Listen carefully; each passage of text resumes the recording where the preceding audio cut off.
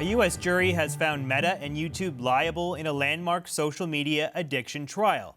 The decision could influence the outcome of thousands of similar cases accusing social media companies of deliberately harming children.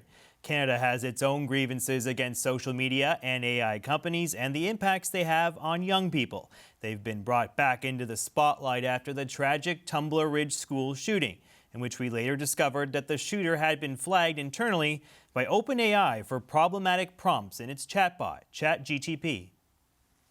BC Attorney General Nikki Sharma joins me now. Nice to see you, Minister. Thanks for coming in. Nice to see you as well. So following the Tumbler Ridge tragedy, some people in your province are calling for restrictions on the use of social media among young people. We just saw Australia ban it for people who are 16 and under, trying to tamp down some of the societal harms that come about from social media usage.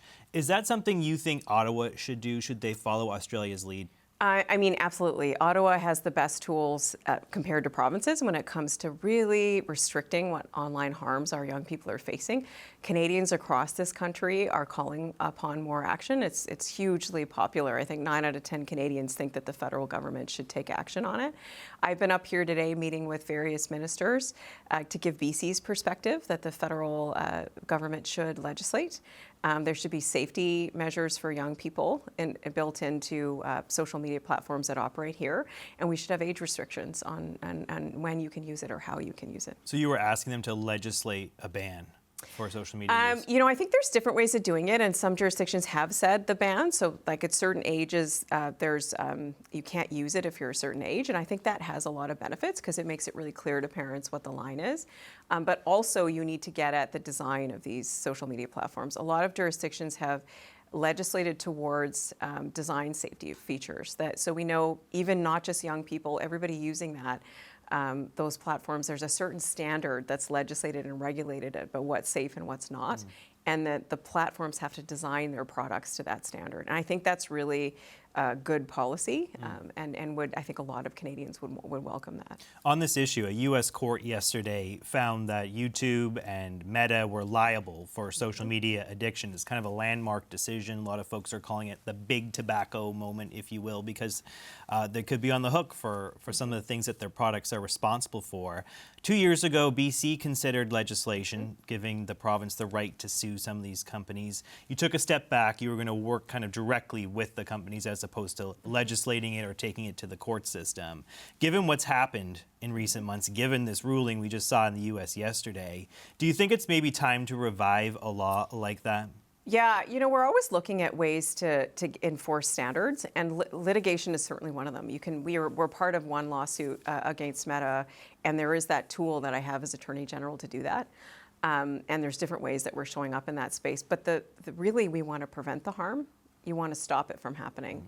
A kid that's committed suicide, a kid that's addicted, a kid that's a lifelong thing, right, for the families and for the person that's suffering. So we really want to prevent that. And I think that's the call that we have for actually setting legislation and regulations to oversee and prevent harm. And of course, there's always a legal option for everything, but I'm here to call on the federal government to really put in that legal standard to prevent harm. Just to remind our audience, the shooter in the Tumbler Ridge case had their ChatGPT account flagged. It was disabled for violent activity last year.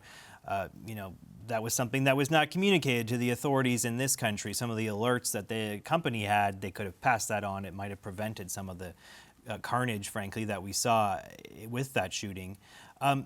Do you think there needs to be more accountability from these AI companies? What form should that take? And did you raise that with the folks here in Ottawa? Is there an openness to making regulatory changes to crack down on this sort of thing? Yeah, we had a really frank discussion about what happened in Tumbler Ridge, and I think we're all still reeling nationwide about some of the impacts and the tragedy that impacted so many people.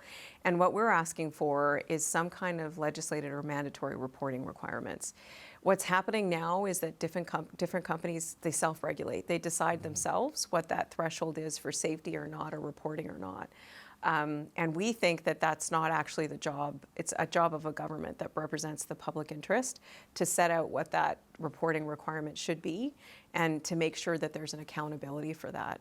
If there was a tragedy that could be prevented, then we need to make sure the legal tools are there to prevent that tragedy. Yeah, because OpenAI, the parent company of ChatGPT, seems to be more, they want to self-regulate, as you say. They want internal changes after Tumbler Ridge. They say that they will report some of this activity to the police if it comes up again. You're saying you got to go further than that. The government needs to intervene. There needs to be a crackdown. There needs to be more binding legislation on these companies. Yeah, and I think we just talked about that lawsuit, the landmark one. I think the reality is that we leave this to self-regulation and voluntary measures, or it's not going to be adequate.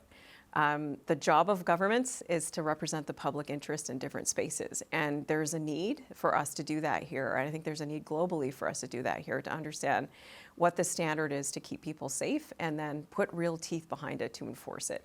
I think Canadians are really looking for that, and I think probably lots of people around the world are looking for that, right? And leaving it up to people's individual decisions is not good enough. Was there an openness to those ideas from your federal counterparts? Because they haven't really said definitively one way or the other whether they're going to pursue that sort of thing. Yeah, there was an openness. We had a good discussion about it, and my perspective and BC's perspective on the role that the federal government has.